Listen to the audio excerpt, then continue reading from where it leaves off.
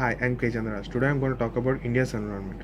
If the right development strategy is implemented, is it possible to have both economic development and environment worth living in? The state of global air pollution estimates that India has suffered about 1.1 million premature deaths in 2015 because of air pollution. The fact of the matter remains that despite many efforts to stem the rot, Indian environment is in bad shape and certainly worse than what it was 40 years ago. Most rivers are polluted. With the story of Ganga known to all, water bodies in many cities have disappeared and been paved over. The water table is dropping at an alarming rate in most parts of the country. Less than a quarter of the municipal waste produced in our cities is significantly processed. Four of the five worst cities in the world, for particular matter, concentrating are in India. Even 2015 floods in Chennai or the more recent fire in Bangalore Belarus Lake are spectacular examples of this deterioration. Clearly, the efforts have not been enough. Why is that? First, there is no groundswell in demand to clean the environment. Some argue that the Indian per capita income is too low for an average citizen to care about the environment. The latter is seen in an exclusive issue through, paradoxically, the negative effects of inadequate environmental steward fall disproportionately on the poor. None of these political parties have stalked a distinctive environmental position.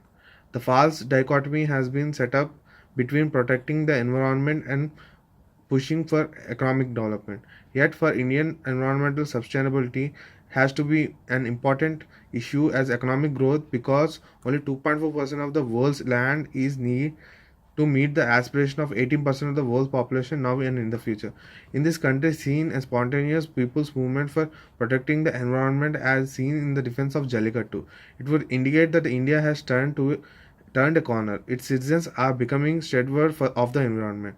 In the meantime, it is important for society to create environmental awareness and raise stakeholders for the environment. For example, some of the Swachh Bharat Abhiyan says can be used for to ensure that many more environment NGOs are funded to act as citizen representatives and watchdogs. Second, protecting the environment is a complex system problem.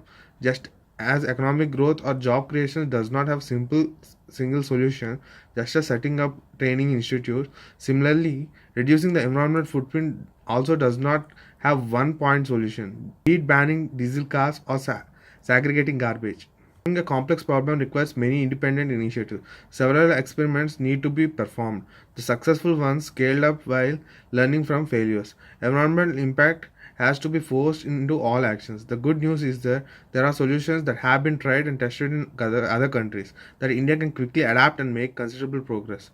Third, the government initiatives have not been proportionate with the scale of the problem. Good quality comprehensive data to understand the problem, monitor progress is still not available. Detailed environment database need to be created and these should be made accessible to all citizens. The Pollution Control Board are also not adequately funded or staffed and do not have the ability to challenge major polluting industries. In fact, Pollution Control Board seems to have more representation from the pollution industries than citizens representing environmentalists or healthcare professionals. Indian universities need world-class departments for environmental studies, while the Indian Forest Service should be upgraded to an Indian Environment Service. Any progress India makes on environmental sustainability will soon be lost through additional economic growth, unless it constantly adopts newer and more innovative approaches with great environmental efficiency. At a bare minimum, the environment cost should be included in product prices so the invisible hand of the market works effectively. For example, agriculture policies regarding the subsidy fertilizers and power and free access to groundwater could be reconsidered. Similarly, the price of petrol and diesel should have pollution cess that factors local congestion.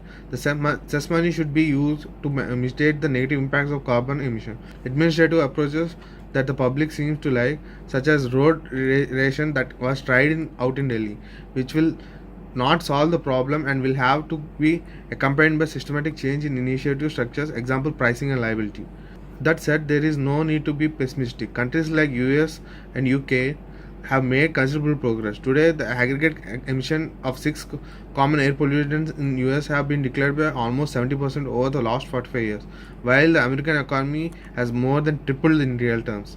If the right development strategy is implemented, it is possible to have both economic development and environmental worth living in. If sooner rather than later, India will have to face the nature's wrath.